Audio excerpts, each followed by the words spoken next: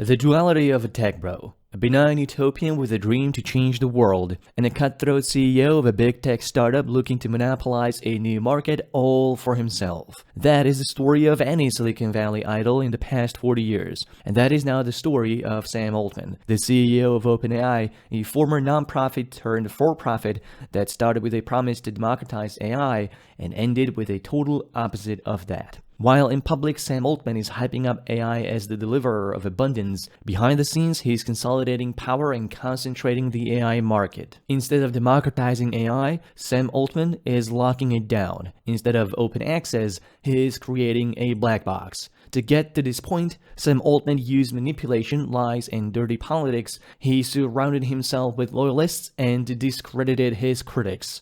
Now he has the ear of the most powerful politician in the world to effectively make OpenAI models exclusive default everywhere. I want to build a case that will show you that there is no line Sam Altman wouldn't cross to get what he wants. Some of these lines he had already crossed are so disgusting, it's going to be very hard for me to talk about them in a platform that immediately nukes any content barely mentioning these forbidden topics. That's why I need your help. Join my Patreon and support my work so that I can do more videos like this. I'm very strict about sponsorship deals because I want to avoid conflicts of interest with my privacy content, and that is very difficult. I'm only open to sponsors that wouldn't introduce this conflict. But on top of that difficulty, YouTube is just refusing to push my content to more people even if they are subscribed. So your help is an absolute necessity to keep me above water. I'm also running a discount this week. If you join my Patreon and pledge for the whole year, you will get 15% off. Thank you. Let me start from where Sam Altman is right now and how much power he actually has. Sam Altman is a CEO of OpenAI, which still pretends to be a non-profit,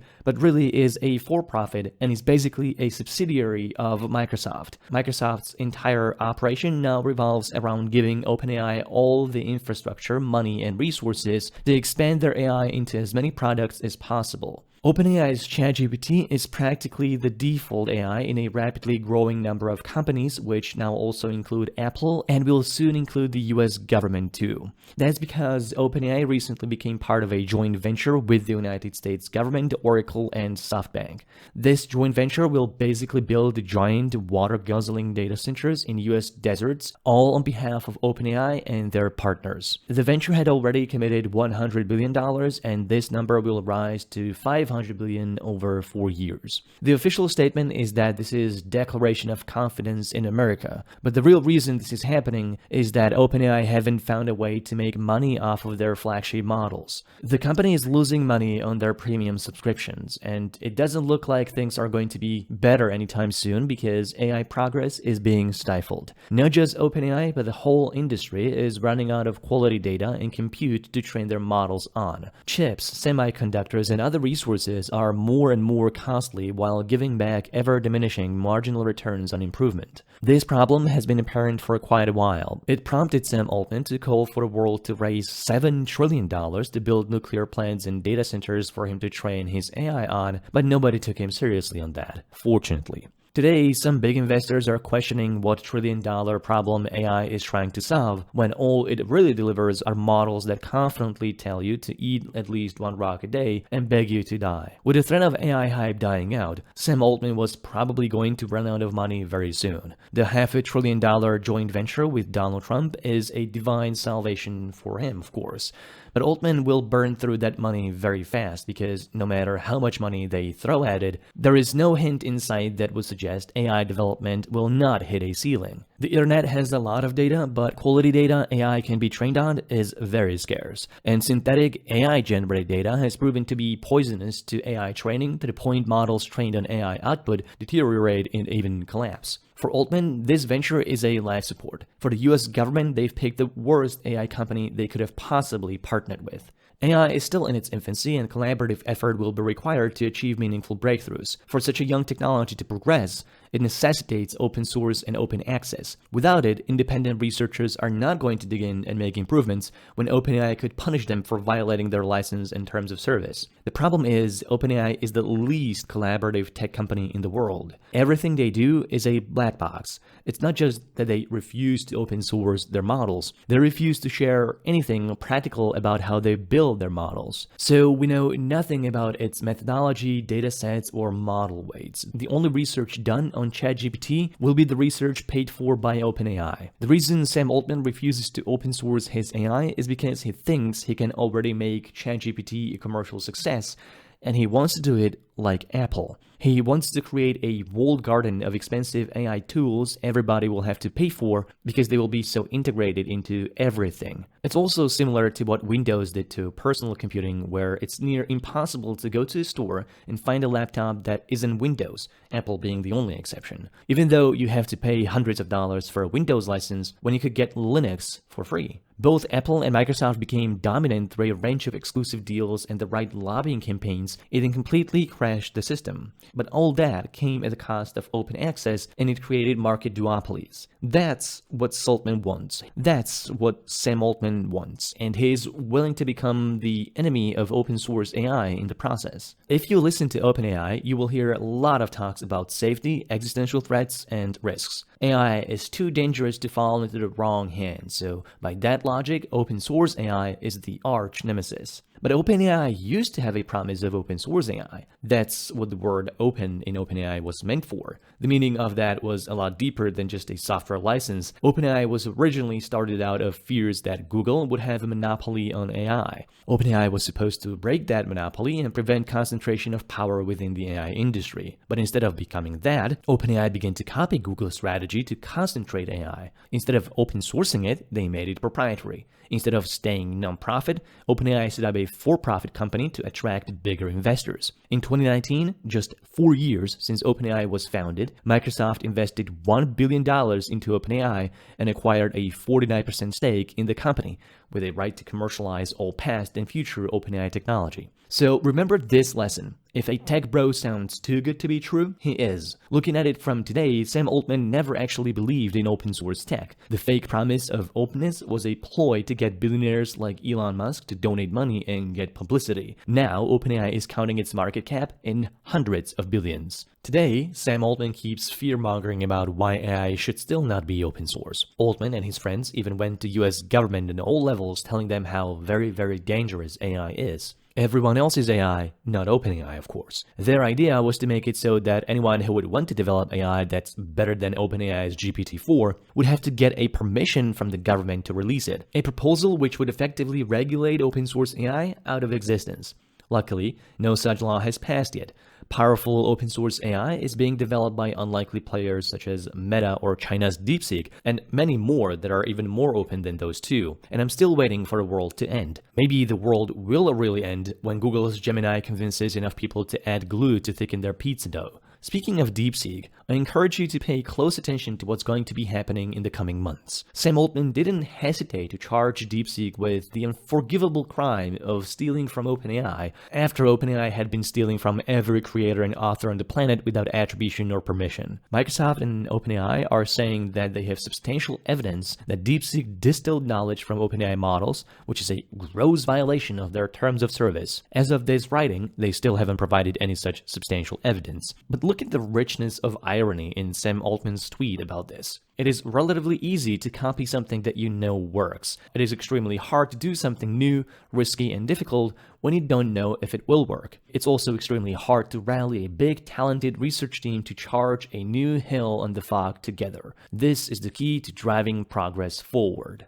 The rich part here is that OpenAI never charged progress. Their work was built on top of AI research from Google, which was built on publicly funded and academic research. They are standing on the shoulders of the giants, but they are no giants. What thickens the irony even more is that OpenAI excuses DeepSeek of distillation, something that's a standard industry practice. Distilling is a method of using a larger model to train a new model that is lighter but has similar reasoning capabilities. DeepSeek says they distilled larger models, but they say they use their own models, not OpenAI's models. Every AI team in the world is doing distillation. It's what makes AI better, more customizable, and accessible. The only reason this is even a news is because OpenAI license doesn't allow distillation to make competitive models. None of this would ever be the news if OpenAI was open source, like it was meant to be. But OpenAI is now on a brigade to, quote, protect their IP, end quote. What IP? Everything OpenAI has built only exists because of other people's copyrighted works. Your models mean nothing without authors, artists, and creators whose works you took without permission or attribution to build your own commercial products on top of. What is your IP? Your argument works against you. If there is any intellectual property in ChatGPT, then ChatGPT should belong to every author of the content it was trained on. Just open source your AI and stop bitching about it. Even Zuckerberg open sourced his AI, and that guy is literally AI. You probably know that in 2023, Sam Altman was actually fired from OpenAI by the board, only for a brief period of 5 days, and was reinstated. But what happened there is absolutely crucial. What you probably didn't know was that the reason for his firing was that he went rogue and was on a path to transform OpenAI into an AI dictatorship. The original board members were the people that feared powerful AI, but they didn't just fear it for the hypothetical scenarios of a rogue AI takeover. Those AI fears were there, but they were also concerned with such a powerful AI falling into the wrong hands. For the longest time, the effective altruists on the board thought the public were the wrong hands, but Altman made them realize that they could also belong to one of their own. When Microsoft bought the 49% stake at OpenAI, Sam Altman lied to the board. That connection didn't just come with the money, it also came with personal protection for Altman from Microsoft CEO Satya Nadella, with whom Altman had a close relationship. The board saw how Altman quickly transformed OpenAI from a safety-first nonprofit to a move-fast-and-break-things for-profit company. Altman pushed for a fast-track release of ChatGPT when Anthropic elected to delay the release of their model specifically to slow down the AI rush. One of OpenAI's board members, Helen Toner, wrote a paper criticizing Altman's decision to stoke the flames of AI hype with the blockbuster release of ChatGPT, spurring frantic corner-cutting. When Altman heard about the Toner's critique, he went rogue. Instead of admitting to his mistakes, he began scheming with other board members, trying to get Toner removed from the board. Even when many disagreed, Altman would lie about their position to make it seem like there was a consensus to get Toner replaced. There wasn't. Altman was becoming more and more dictatorial, and the board began to realize they actually couldn't hold their CEO accountable, which is the only job the board has to do. So, 4 of the board members, Toner included, decided to vote Altman out of his position. But they were too afraid to do it openly, fearing that if Altman had found out, he would have done everything he could to undermine the board. They were determined to catch him off guard. But when the vote came in and Altman was ousted, Microsoft got involved.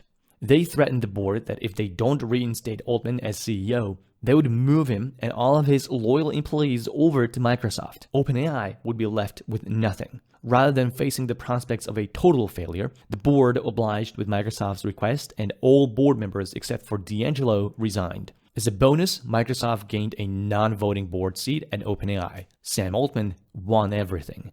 He got the money, the team, all the IP, and there would be no one left standing in his way. OpenAI is all just Microsoft and Sam Altman's loyalists. One of Altman's best-kept secret is hidden behind the line that ChatGPT is a testament of computer thinking and artificial intelligence. What isn't told often is that ChatGPT was built on top of cheap labor in poor countries. To make ChatGPT less toxic, Altman needed to teach the model to reject prompts generating malicious or illegal content. But computers can't do that well because they don't recognize the nuance of human language. So to achieve an investor-friendly AI model, OpenAI began to feed it labeled examples of violence, abuse, or hate speech and hoped the AI would learn to detect those and filter them out. Building such a detector is mostly done by hand, which means thousands of people have to go through millions of hours of the most horrible content you can imagine. All the naughty words such as harm, abuse, or murder I can't even mention because YouTube thinks you are not mentally capable to handle it. I'm once again asking you to join my Patreon and support my work for as long as you can.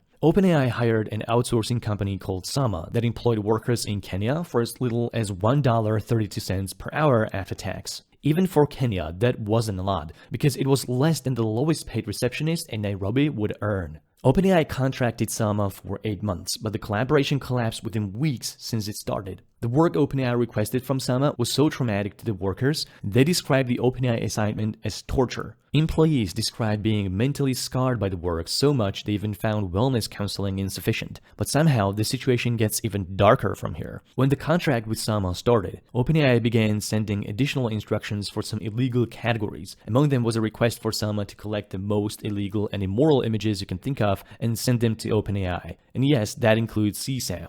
Llama provided a sample of 1,400 such images, for which they charged OpenAI $787.50. Now, using cheap labor to improve AI models is not unique to OpenAI. Facebook is also using sweatshop labor to label illegal content. But OpenAI sending requests for illegal content was a bridge too far even for Llama, and they decided to cancel all of its work with OpenAI. For some workers, that also meant losing the $70 explicit content bonus per month. The OpenAI contracts were so disastrous for Llama, the company made it their official policy to stop all work for OpenAI and ceased all work on natural language processing and content moderation. The most scandalous aspect of this story, in my opinion, is that these OpenAI contracts only cost $200,000. OpenAI could have easily afforded to pay far better wages and for safer working conditions for their workers, and it would barely make a dent in their budget. This story also hints at what kind of data OpenAI trains their models on, because it clearly involves very illegal corners of the internet,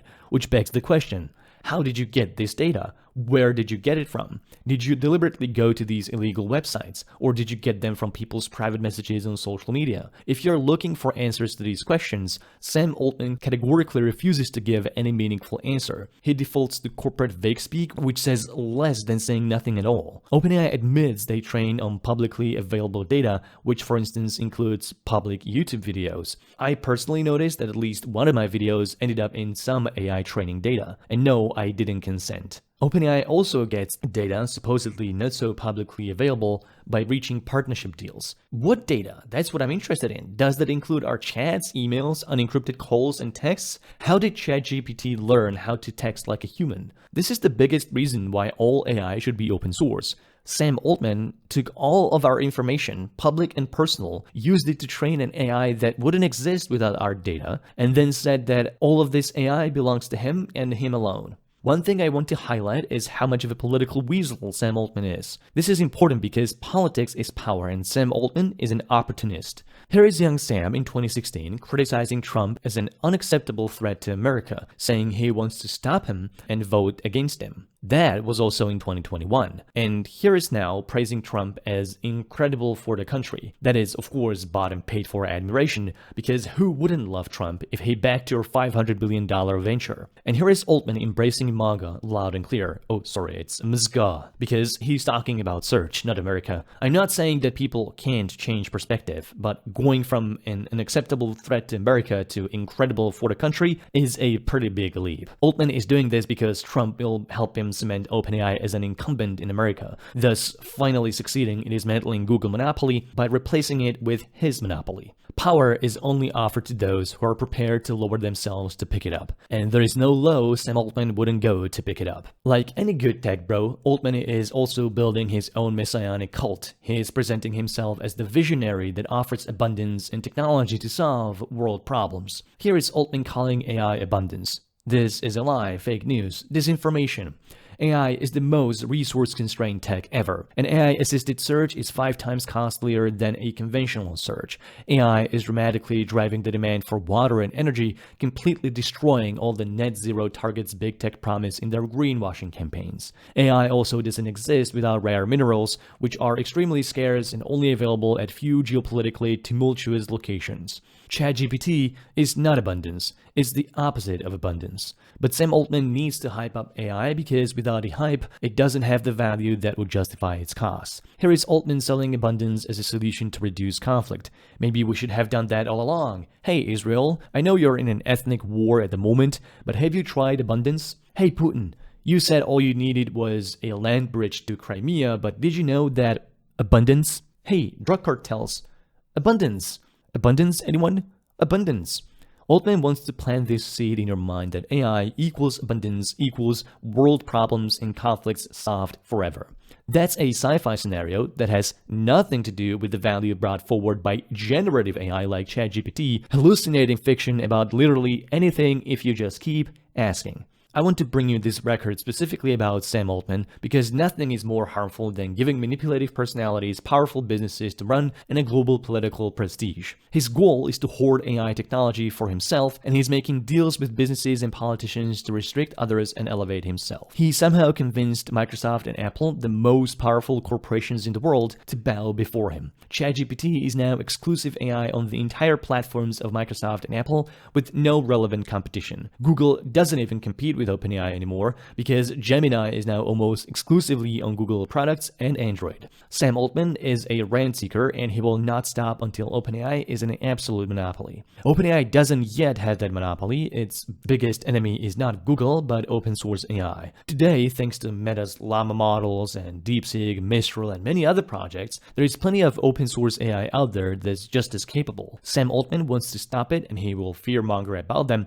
He is already doing it to DeepSeek, but don't let him make that decision for you. Use open source AI. If you can run it locally on your device, do it. If you can't, running it in the cloud is still more beneficial in the long run, even though it's not private. My ultimate position is that technology should belong to everybody. I'm not against commercialization, but I'm against IP hoarding. Technology is built collaboratively and should be given back to the people. I also want you to know that I'm principled and I want to make content to the best of my ability and conscience. That's why I ask you to join my Patreon and support my work so that I'm able to do it as long as possible. I'm only open to sponsors that wouldn't introduce a conflict of interest with my privacy content, which does hurt me financially, but I think ethical content matters more. Please support my work as much as you can, and you'll be greatly rewarded with hundreds of podcast episodes I've been making on patreon.com/thehatedone.